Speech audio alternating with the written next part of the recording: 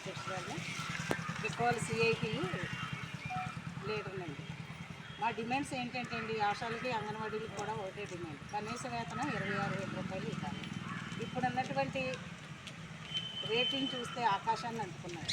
కానీ వాళ్ళకేమో 10,000 ఇస్తున్నాము, మాకేమో 11,500, హెల్పర్లకేమో 7,000, మినీలకి 7,000.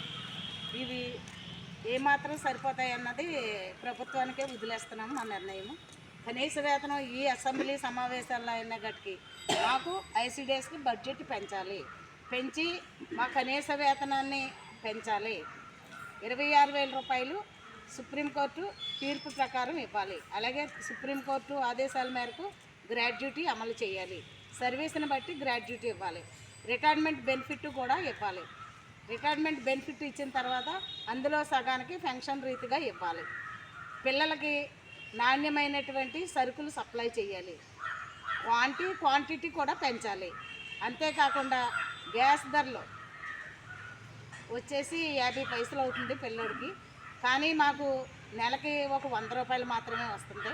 2 నెలలకి గ్యాస్ బండ్ అయిపోతుంది, 1000 రూపాయలు తీసుకున్నాడు. గ్యాస్ బండ్లకు కూడా మాకు ఉచితంగా ఇవ్వాలి. అంతేకాకుండా మధ్యాహ్నం పిల్లలకి స్నాక్స్ ఏమీ ఉండడం లేదు, పిల్లలకి స్నాక్స్ ఇవ్వాలి. ప్రతి అంగన్వాడీ సెంటర్లో కూడా తల్లికి వందనం అన్నది పిల్లలకి పెట్టాలి. 5 సంవత్సరాల నిండిన పిల్లల వరకు కూడా అంగన్వాడీ కేంద్రంలోనే ఉండేలాగా ప్రభుత్వం ఆదేశాలు జారీ చేయాలి. ప్రతి అంగన్వాడీ కేంద్రానికి మరుగుదొడ్డు వసతి కల్పించాలి. కరెంటు ఛార్జీలు కూడా చాలా వరకు అంగన్వాడీ టీచర్లే కడుతున్నారు.